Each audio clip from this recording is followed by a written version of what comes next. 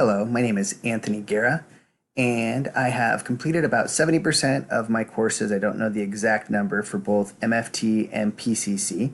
I plan on graduating this fall. I believe my last class starts in September, so I'm very excited about that.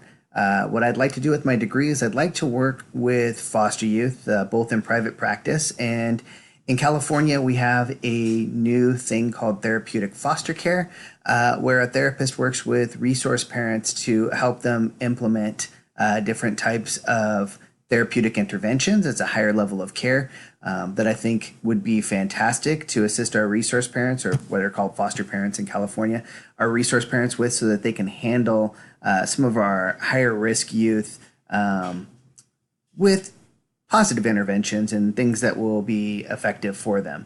What I hope to get out of this course, I really do hope to get a better understanding of the family systems theories. I have predominantly been focused on individuals and some couples, so I know the family dynamic can be really fun and interesting. I just don't have a ton of background knowledge on it at this point in time, other than as a social worker kind of working through some conflicts. But other than that, I'm just looking forward to having a great interaction with my fellow students and my professor. So thank you very much and have a great day.